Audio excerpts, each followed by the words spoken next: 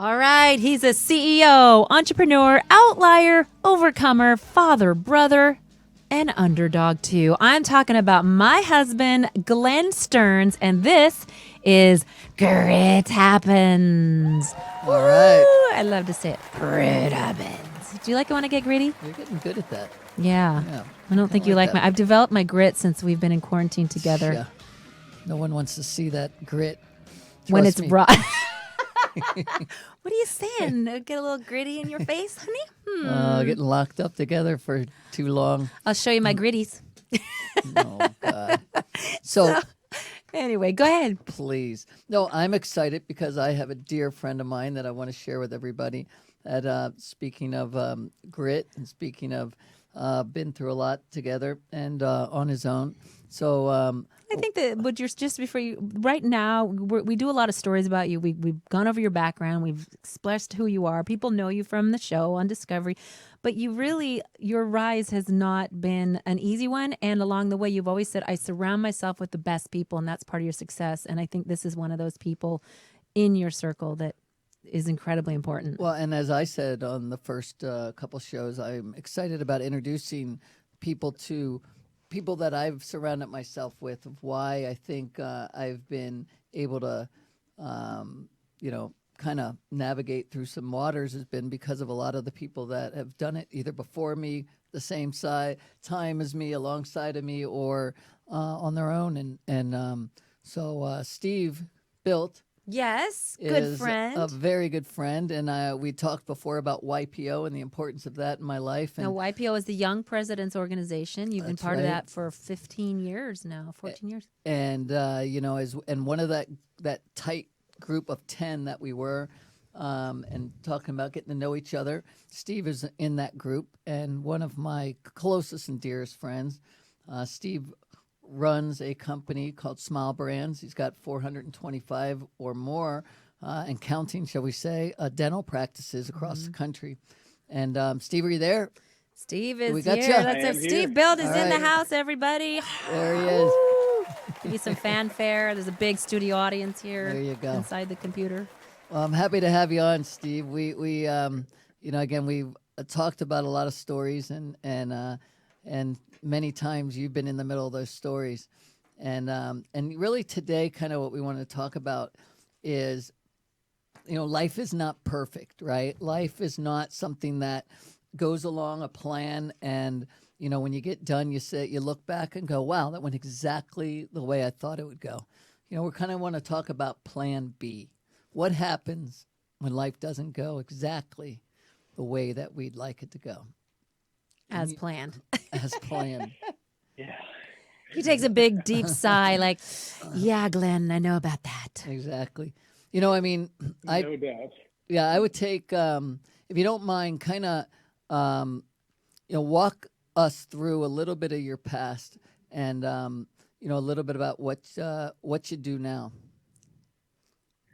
Well, I started my career on a very safe route, actually, as a CPA by training. And so that's about the biggest risk mitigating path you can probably take. And somehow, some way, at a reasonably young age, was the CFO of a company that was in some financial trouble.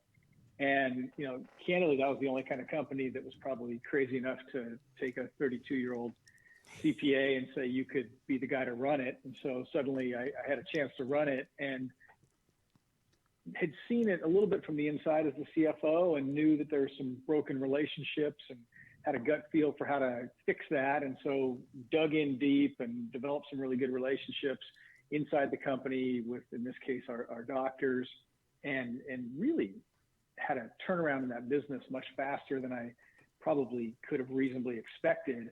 And suddenly that put me in a position to where we were able to triple the size of the company and then double the size of it again. And then, X number of years later, I'm sitting there going, wow, I kind of got the hang of this operating thing, and I've taken on some interesting challenges. And, I feel like I've got I wouldn't say I got the market cornered on it, but I feel like I understand it and have had some success, have a brand in my sector. And then about a year after that, after a couple of successful sales, I got a call and got fired. And then all of a sudden looked up and said, wow, that's a bit of a wake-up call, and kind of had to rebuild from there. Right. in a lot of ways. So that would be it in a nutshell, in terms of the first chapter. Right. And I'm And happy that's to share more important of the because I behind it. think taking it from right there for a second, right? We have so many of us that are set. We know where we're going, and everything is headed in the right direction, right on down to our economy, where nothing's going to get in our way. And then something out of left field just hits us, right? And we don't expect it. I mean, we've done it all right, so we think, but then something comes that is out of our control, and that to me is the difference at that point. How your attitude, your mind, and your resources, and your determination and grit, that's the difference between who ends up making it or who ends up making, themselves a, I don't know, just some kind of a, what's the word I'm looking for? Just an excuse for why the world, imploded on them. They're a victim, right? So what happened at that point in your life?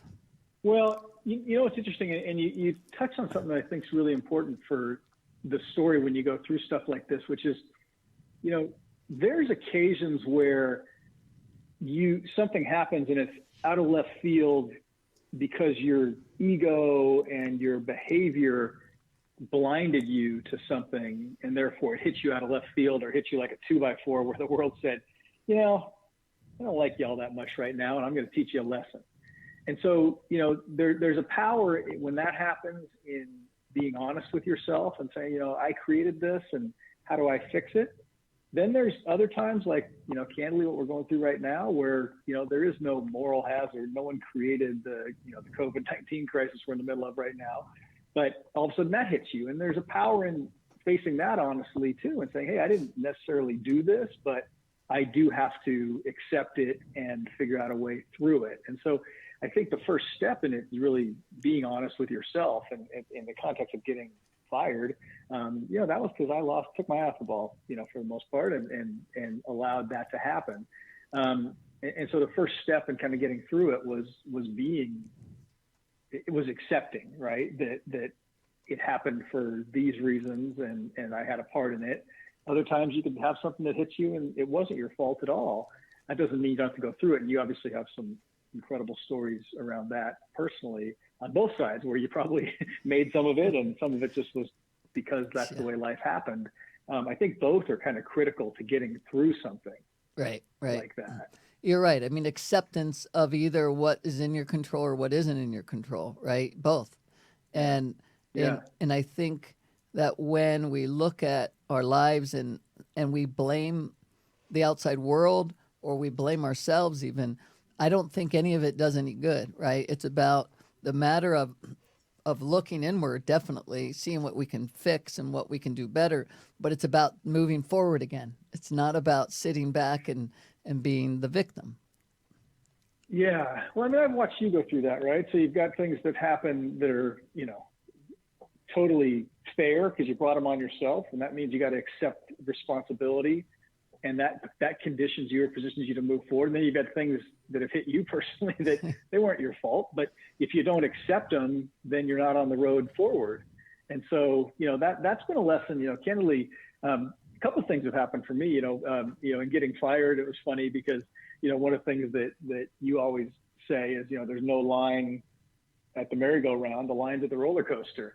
And, candidly, up until the point where I got let go, I had been through a successful early career. I'd taken over in this operating role, candidly not really knowing what I was doing, but having more success than I probably should have, and selling the company a couple of times and, constructing a pretty decent story on paper, for sure. And then that happened. It's like, wow, I really have to step back and lick my wounds for a while and then decide what to do.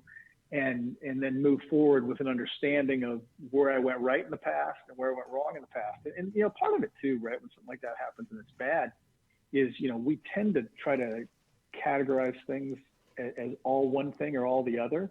And the reality is that I had a really good career up until that point and did a lot of things right and did a few things wrong, and that led to a setback. And moving forward, it was remembering what had went well and settling into that mind space, and then remember what went poorly, accepting what went poorly, and then figuring out how not to go into that place again.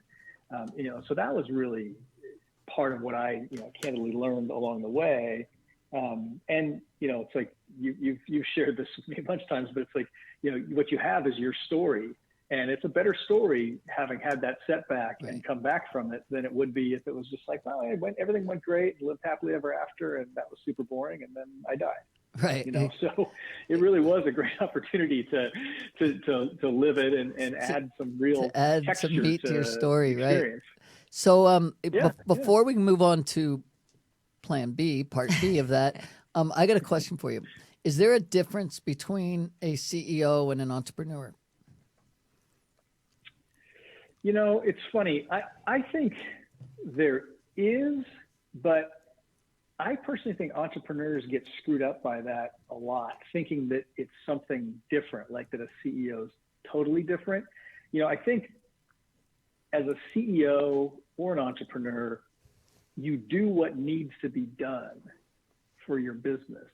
As an entrepreneur, if you think about starting out, that's kind of like everything. You do it all, right?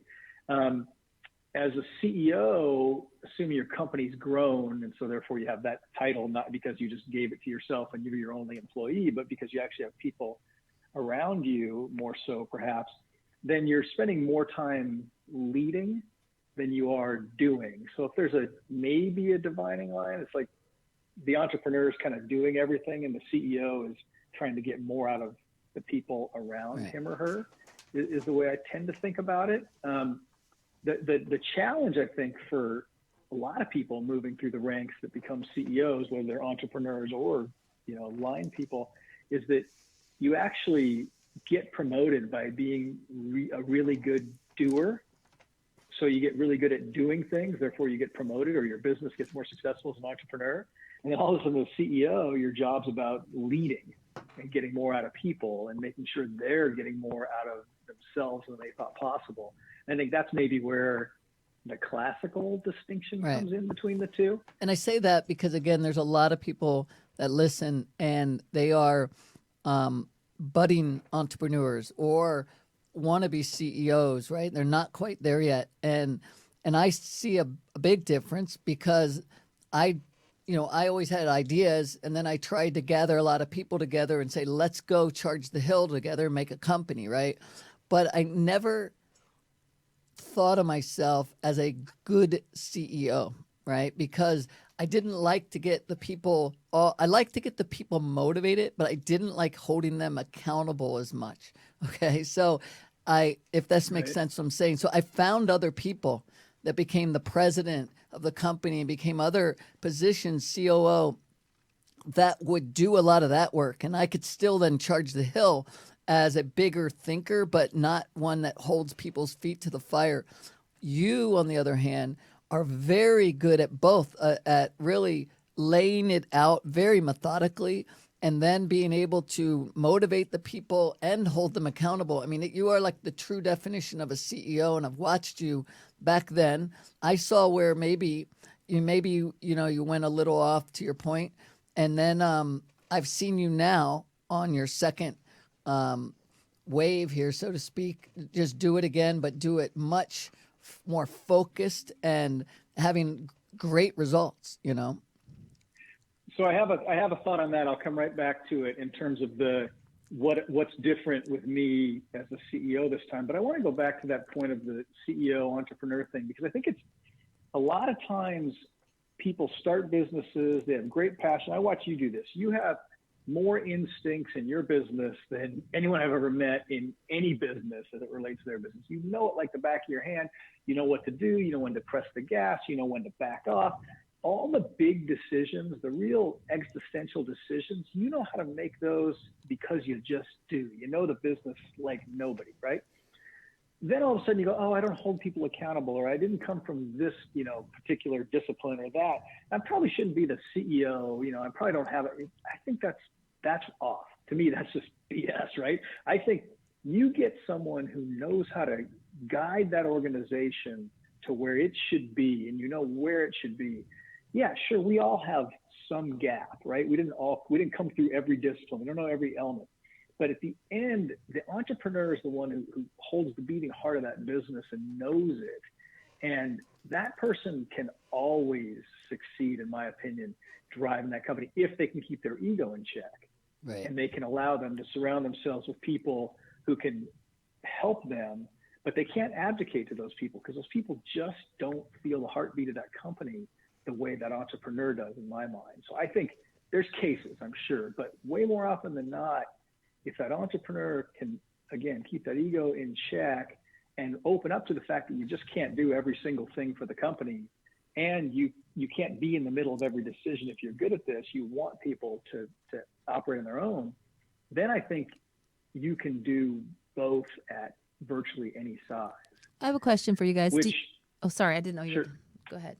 Finish your thought. Oh, no, I was going to say, the second part what I was going to say is, you know, for me coming back to the business, the big difference was simply that when I was gone, remember I said, you know, boy, remember what you did well, remember what experiences were good, remember which ones weren't, and then really remember what you miss. And candidly, when I was out, what I missed was big problems and solving them as a team and then moving forward.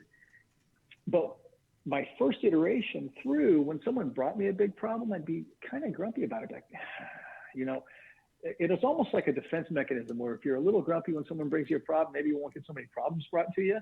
But then you learn in business, of course, that doesn't mean the problems go away. It means you just don't know about them. So when I came back this time, I just said, you know what?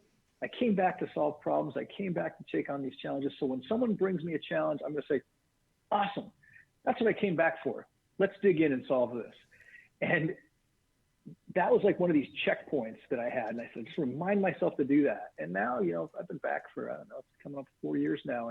And I managed to keep that mindset because I just committed to it. That was the one big change. I said, look, we have problems, bring them to me because I want to solve them with you. And it was a big difference for me going through it this time. And I will tell you, for me, it's made it a lot more fun, right? Because those challenges are fun and you get through them. You know, you're going to get through them, been through big ones. You get through them, right? And that confidence to do it and that willingness to embrace those challenges then has made people, in my opinion, much more effective in their roles because they take on those challenges. They're not afraid of them, not afraid to bring it up. They're not afraid to collaborate with me or peers on these things. And it's made us a lot better. Yeah. You see, you said that the challenges were fun now. And, you know, what again, a little more background for the folks at home is, you know, the company that you got fired by, you turned around with the private equity group and rebought the same company back, and took it back up to be a huge success again, called Bright Now, or Smile Brands used to be Bright Now. Smile Brands, yep. And and you know, a little similar story here with me. If you recall, I sold my business off. It had its issues, and when I could get back in because I had a non-compete that ended, I not only got back in, but went to the same building I had for 20 years that used to be my old building, went to the same floor and my same office, and I'm taking down that old sign and putting up the new one. So there's something to be said about redemption and wanting to go back into something. And so I think, again, a lot of times when people trip, when they fall, when problems happen, the plan B might be about, I'm going to do it bigger and better, right? And it motivates us to really do something. And I think it's really healthy. A lot of people don't realize it, but it's healthy to fall. It's healthy to have, you know, a fire under you that is burning because of something else you're going to prove and you're going to show, you know, and those things, even like, I don't think you don't want to live in misery over something. You want to live and fuel it and use it as a positive way to get up in the morning and go charge the hill again, you know? And again, I think people at home need to realize that and sit and not look at the problem, but look at the solution and say this time, you know, and just allow themselves to feel good about it. Yeah. I've been toying with that concept, you know, of this, what makes the fire burn. And I think it's, you know, you're honest with yourself about what happened. And then I've toyed with this, you know, this whole concept of revenge, you know, they say revenge is a dish best served cold. And I've toyed with, you know, or is it a dish just better served to the dog and keep it away, right? Because is it really revenge, like coming back and showing people, or is it like, God, I just missed being in the battle with people who were fighting for this same cause, or I missed, being able to impact people's lives because this business does this, or, and so, you say you get someone a mortgage who otherwise wouldn't get it. Wow, that is really cool. And to do that against the big boys and make sure you get people, into a home, that's, I miss doing that. Or in our case, we're providing care to people who otherwise wouldn't get it.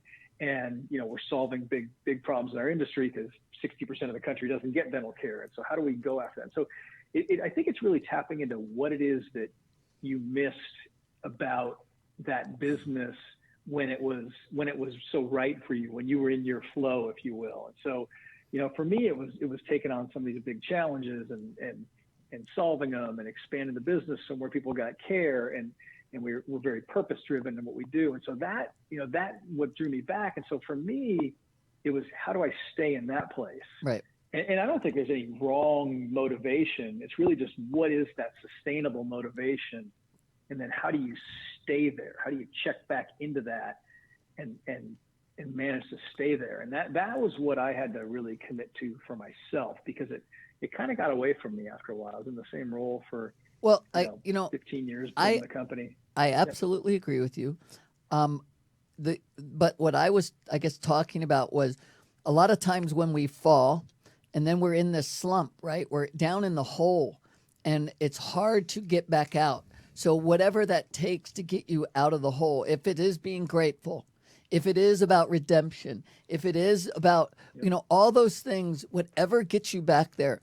But I absolutely agree with you. From that point on, now you've got it rolling again. It's got to be about joyfulness. It's got to be about the desire, the happiness of what you're doing, because you're doing it for the majority of what your life is. You're going there 10 days and 10 hours a day. So you need to find the joy in that, right? And if it's built on anger, and if it's built on, trying to have some kind of revenge, I think you're in the wrong place at that point. But I'm saying we get ourselves out of a hole, get out of there, get motivated somehow, and then find your joy, right? Find what it is to feel grateful about, bringing those people together and solving the issues and all those kind of things. There's a great quote that I was reading. It says, "True redemption is seized when you accept the future consequences for your past mistakes." And I think what you're talking about too is like, you're not avoiding what happened. You're not negating it. You're using it, and you realize you've made choices along the way. And so there's consequences, but you go forward in spite of those consequences, and you overcome them. Well, that's Steve just said that. He said, I got fired. Right. He's not happy saying it, but you're not happy to say you got fired unless you have figured a way to make it back up. But in that's spades. accepting Right. it and moving on. And accepting it. So no, I was going to say, and this is the thread we were pulling earlier, is, things happen in life, and sometimes they're because you created them, and your quote was perfect. You accept that, what, the future consequences of that, I'm living with those, and I'll move forward from. Other times, like we're right now in this world, and I've been sharing with my team, we were on the edge of this, this canyon and this beautiful view, and we were looking out probably in the opposite direction, saying, wow, it's gorgeous. And, maybe took a step backwards and fell into this canyon that's called the COVID-19 crisis right now. And, we slid fast and hard. Our business dropped 80% in about 3 days. And, that's an interesting situation too, because you crash down the hill, you land on the bottom of the canyon floor, and, bones are broken and you're in pain. And it's like, I didn't do this, but I'm here, and, I have an opportunity to lick my wounds for a while, gather some resources. And now I got to climb back out the other side of this canyon. It's going to be a long climb, and I got to make sure I do it. And it's one foot in front of the other until I get there. And, that's acceptance also, which is like, it's not just going to bounce back. I'm not getting picked up by a helicopter. Yeah, no one's throwing you a line. No one's throwing you a safety line. There's no helicopter, nothing. Yep. It's got to gather supplies, gather energy, and just start climbing back out. And, Glenn and I, one of the first things we ever did together, I think, you might have been there, was at the Nando Parado deal. Yes. And his saying was, you know what, I'm just take one more step. That's it. That's not the step where I die. I can take one more, and I can take one more. And sometimes that's it. He didn't create that crash, but he had No. to, just accept the circumstances. And You Nando live in Parado. denial, you'll die. Well, Just you've to got elaborate, that's the guy from the movie Alive with the Andes plane crash, just for those that don't know, Nando Parado, but very important movie and a powerful speaker. he was amazing. Probably one of the best.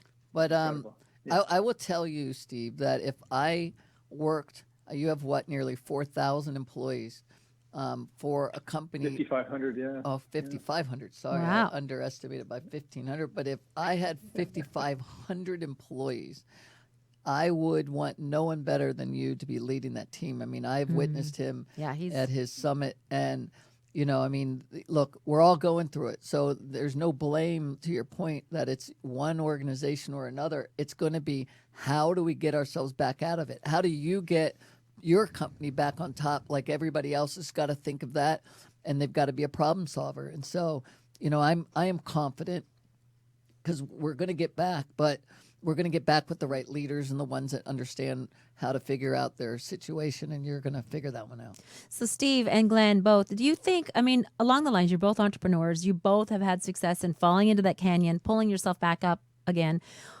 To speak to the everyday person who's like, well, I'm not an entrepreneur. Are you born an entrepreneur? Are you molded into an entrepreneur? Is it a mindset that you have just because it's who you are, or do you create an entrepreneurial mindset?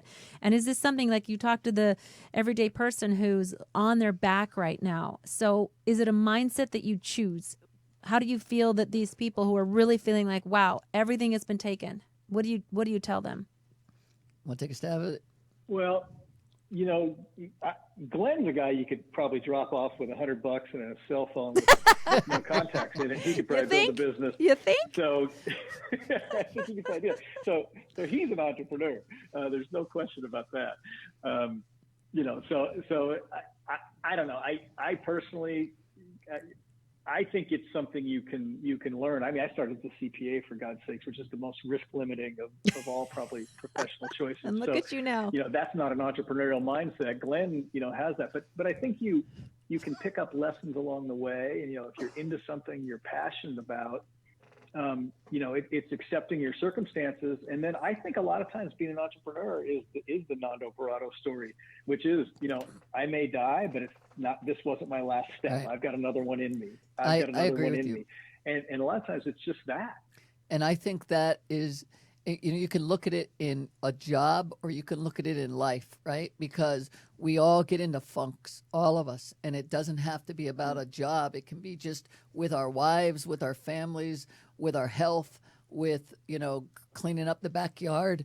I mean, we get into funks, and it takes that first step, right? And you got to keep stepping, just like Nando Parado said. No matter what it is, you got to get off your butt and just do it, And that's the first step, and that's the hardest step usually, is just saying, I will do it now. And, most people have asked you, me, a lot of people, like, how did you get here? It's like, and just took the first step, and I kept going, and and sometimes that first step, I think, is the hardest one to take. No, it absolutely because is. once you go, then you have momentum. That's right. And that's what his book Miracle in the Andes it basically highlights that whole story. And I'd have to say, I would surmise, Steve, that you agree, and Glenn, that his speech, his presentation was one of probably the most compelling I have ever listened to in the history of speakers.